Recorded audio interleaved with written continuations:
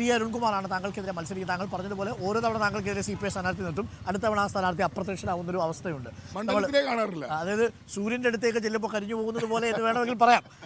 അപ്പോൾ എന്തായാലും അത് വളരെ പ്രധാനപ്പെട്ട ഒരു നിരീക്ഷണമാണ്. ഞാൻ കേട്ടതാണ്, ഇത് കഴിഞ്ഞാൽ ഒരു പക്ഷേ താങ്കളെ KPCC അധ്യക്ഷ പദവിയിലേക്ക് പരിഗണിക്കും എന്ന തരത്തിലുള്ള ചില ചർച്ചകൾ സജീവമായി നടക്കുന്നുണ്ട്. അതിനെക്കുറിച്ച് എനിക്കൊരു അറിവുമില്ല. അല്ല, കേരളത്തിൽ എന്തുകൊണ്ടും അടുത്ത ഒരു നേതൃമാറ്റത്തിന് പരിഗണിക്കപ്പെടേണ്ട മുഖമാണ് എന്ന രീതിയിൽ ചർച്ചകൾ നടക്കുന്നുണ്ട്. അല്ല, അത് ഈ KPCC പ്രസിഡന്റ് സ്ഥാനം തീരുമാനിക്കുന്നത് പാർട്ടിയാണ്. അത് തെരഞ്ഞെടുപ്പ് കഴിയുമ്പോൾ എന്താണ് വരുന്ന റിസൾട്ടിന്റെ അടിസ്ഥാനത്തിലായിരിക്കും ഇപ്പോൾ ചർച്ച ചെയ്യുന്നതിൽ കാര്യമില്ല.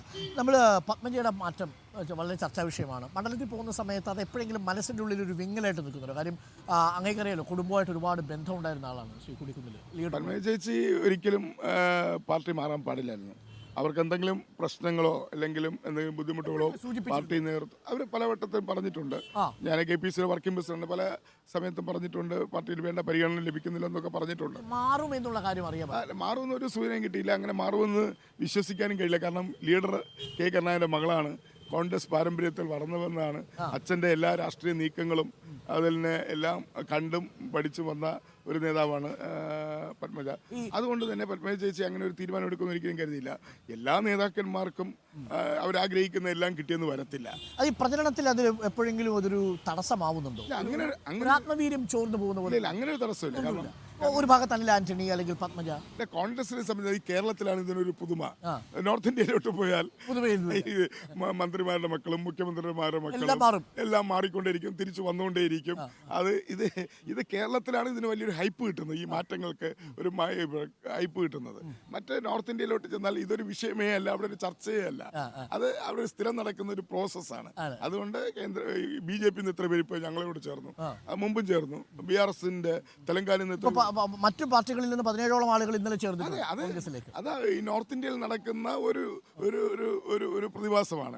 അതിന് നമ്മൾ ചർച്ച ചെയ്യാൻ പോയിട്ടുമില്ല. കേരളത്തിൽ ഇത് നമുക്കൊരു പുതിയ അനുഭവം ആയതുകൊണ്ട് CPM കേന്ദ്രങ്ങളും അതേപോലെ തന്നെ പ്രതിപക്ഷം BJP ഒക്കെ പ്രചരിപ്പിക്കുന്നത് കൊടിക്കുന്നിൽ സുരേഷ് ആണെങ്കിലും നാളെ BJPയിലേക്ക് വരാനുള്ള സാധ്യത തള്ളിക്കളയാൻ പറ്റുന്നില്ലെന്നാ.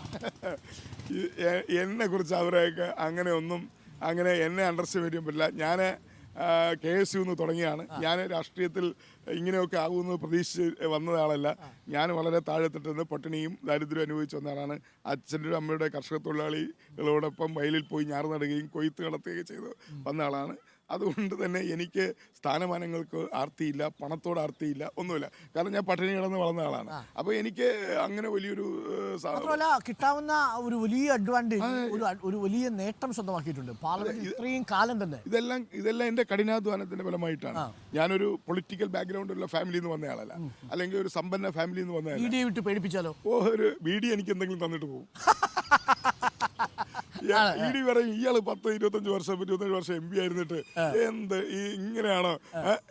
അവസാനം ED തന്നെ അത്ഭുതപ്പെട്ട് അവര് പോക്കറ്റിൽ നിന്ന് എന്തെങ്കിലും എടുത്ത് എനിക്ക് തന്നിട്ട് പോകുന്ന ഒരവസ്ഥയിലാണ് ഞാനിപ്പോഴും MP ആയിട്ട്. എവിടെ തുടങ്ങിയോ അവിടെ തന്നെ നിൽക്കും, ഒരു മാറ്റവും വന്നു. ഈ പ്രലോഭനങ്ങളുടെ മുന്നിൽ അതിനെ അതിജീവിച്ച് നിൽക്കുക വലിയ ബുദ്ധിമുട്ടാണ്. അങ്ങേക്കറിയാലോ, ഞാൻ പറയാതെ തന്നെ പണ്ട് AKG പറഞ്ഞിട്ടുണ്ട്, ഈ പാർലമെന്റിലെ അധികാരത്തിലെ ഇടനാഴികളിൽ എപ്പോൾ വേണമെങ്കിലും പ്രലോഭനം ഉണ്ടാകാം എന്ന് പറഞ്ഞിട്ടുണ്ട്. അപ്പോൾ ആ പ്രലോഭനങ്ങളെ അതിജീവിച്ച് 7 തവണ അല്ലെങ്കിൽ ഇത്രയും തവണ 35 വർഷം, ഏകദേശം 4 പതിറ്റാണ്ടോളം നിൽക്കുക എന്ന് പറയുന്നത് ചെറിയ കാര്യമല്ല. അരുൺ, എന്നെ സംബന്ധിച്ചോളം എനിക്ക് സങ്കല്പിക്കാൻ കഴിയാത്ത പദവികളാണ്. അങ്ങനെ BJP നേതാക്കൾ ആരെങ്കിലും വന്ന് ഈ രീതിയിലുള്ള പ്രലോഭനത്തിൽ കുറിക്കാൻ ശ്രമിച്ചിട്ടുണ്ടോ?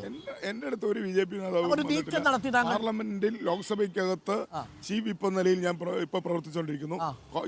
കോൺഗ്രസിന്റെ ചീഫ് വിപ്പാണ്. നേരത്തെ പാർലമെന്ററി പാർട്ടി സെക്രട്ടറി ആയിരുന്നു. അതെ, എനിക്ക് BJP 89-ലുള്ള എല്ലാ BJP നേതാക്കളെയും എല്ലാ പാർട്ടികളിലെയും സീനിയർ നേതാക്കളുമായിട്ട് അടുപ്പമുള്ള ആളാണ്. അങ്ങനെ ഒരു നേതാക്കളും എന്നെ പറയും. ഞാൻ പാർലമെന്റിനകത്ത് ലോക്സഭയ്ക്കകത്ത് വീറുറ്റ പോരാട്ടമാണ് നടത്തുന്നത്. അത് കുട്ടികളായിട്ടാണ് ഞങ്ങൾ പ്രവർത്തിക്കുന്നത്. ഏറ്റവും കൂടുതൽ ഡിബേറ്റിൽ പങ്കെടുത്ത MP-മാരിൽ ഒരാൾ താങ്കളാണ്. അതെ അതെ, അത് കണക്കിലുണ്ട്. ഞാൻ ചീഫ് വിപ്പാണ്. ഞാനാണ് പ്രസംഗിക്കാൻ കോൺഗ്രസ് പാർട്ടി ആര് പ്രസംഗിക്കുന്നത് തീരുമാനിക്കുന്നത് ഞാനാണ് പ്രസംഗങ്ങളുടെ ലിസ്റ്റ് കൊടുക്കുന്നത്. ഞാനാണ് അവർക്ക് ടൈം കൊടുക്കുന്നത്. അവരുടെ സീറ്റുകൾ എവിടേക്ക് ഇരിക്കണമെന്ന്. പ്രധാനമന്ത്രി ഉച്ചഭക്ഷണത്തിന് കണ്ടുവച്ചിട്ടുണ്ടെന്ന് കേട്ടു. താങ്കളെ എന്നെ വിളിക്കത്തില്ല. ഉറപ്പാണോ? അങ്ങനെയുള്ള കെണിയിലൊന്നും ഞാൻ വീഴത്തില്ല. അത് പ്രധാനമന്ത്രിക്കും അറിയാം, BJP നേതാക്കൾക്കും അറിയാം. അങ്ങനെ കെണിയിലൊന്നും ഞാൻ വീഴത്തില്ല. ആ രീതിയിൽ കോൺഗ്രസിന്റെ വളരെ ഉറച്ച്. ഇനിയിപ്പോൾ എന്തൊക്കെ സംഭവിച്ചാലും എന്തൊക്കെ ഒലിച്ചു പോയെന്ന് പറഞ്ഞാലും കൊടുക്കുന്ന സുരേഷ് ഒലിച്ചു പോകുന്നു, ഒരിക്കലും പോകത്തില്ല. ഈ പുല്ല് വേണ്ട നമ്മൾ വേണ്ട. എന്റെ ഉപ്പും ചോറും എന്ന് പറയുന്നത് കോൺഗ്രസ് പാർട്ടിയാണ്. കോൺഗ്രസ് പാർട്ടിയിലൂടെയാണ് ഞാൻ ഈ പദവികളിലെത്തിയത്. എനിക്ക് സങ്കല്പിക്കാൻ കഴിയാത്ത ഇത്രയും വലിയ പദവികളിൽ പാർട്ടിയിലും പാർലമെന്ററി രംഗത്ത് വരാൻ കഴിഞ്ഞത് കോൺഗ്രസ് പാർട്ടിയിലൂടെയാണ്. ഞാൻ ആ ഉപ്പും ചോറും തിന്ന് വളർന്ന അതിന് ഞാൻ മറക്കത്തില്ല. ജീവിത അവസാനം വരെ കോൺഗ്രസ് ആയിരിക്കും എന്നുള്ള കാര്യത്തിൽ യാതൊരു അത് കോൺഗ്രസ് പ്രവർത്തകർ കൊടുക്കുന്ന ഒരു ആത്മവിശ്വാസം വളരെ കൂടുതലായിരിക്കും.